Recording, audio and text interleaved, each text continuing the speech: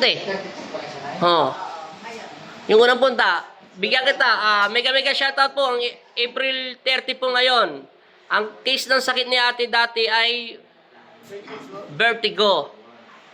May konting inflammation, stress. Pero personal po niyang buhay yon, wala po tayong pakialam doon.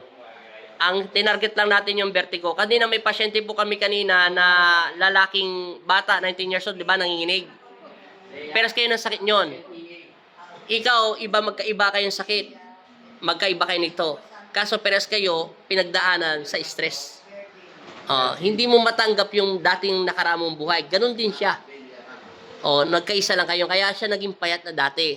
Ginamot ka 7 months na ago ngayon, di ba? Di ba payat ka dati? Huwag na natin sabihin, yung medicine, nagpagamot ka na doon sa ibang bansa, sa China. Nagpagamot ka na rin medicine dito. Pero sa China, nakita yung sakit mo, di ba? Hindi pa rin nakita sa China yung sakit mo.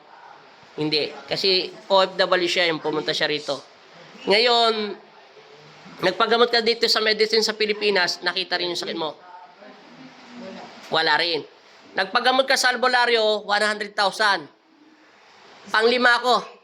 Pero lumalabas sa spiritual dito, may sakit ka nga sa spiritual dahil sa nangyari sa yung stress. Alam ko yun, natatanda ko na siya. Tapos ang sakit mo, vertigo. Ngayon, sa 7 months hanggang ngayon, 2 beses ka lang ginamot, di ba?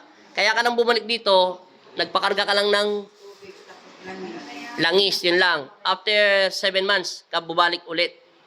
Ngayon, ano na pinagkaiba? Normal lang. Pero, salamat kay Papa Jesus.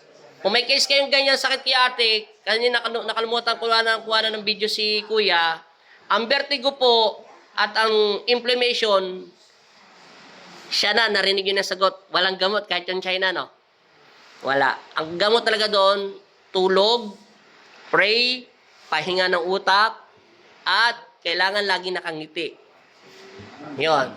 May nagpapasaya na kay ate, may boyfriend na siya. Yan. Kaya nabawasan na yung stress. Salamat eh. God bless. Bye-bye. Salamat. Ayaw mo ng 100,000. Kaya mo kitain yun. Anong lagi sinabi sa'yo ng kapwa? Anong sinabi sa'yo ng naggagamot sa spiritual? Kinukulam? Tapos ano pa? Tao. Pero lumabas dito, wala. Wala sakit. Wala siyang sakit. Di ba kinabitan kita ng stick sa paa, hindi ka nasaktan? Wala.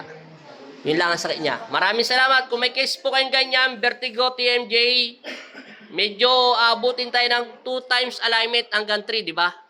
Pero siya kasi 2 lang eh. Ngayon, kaya lang siya nung pumunta rito, in-alignment na namin.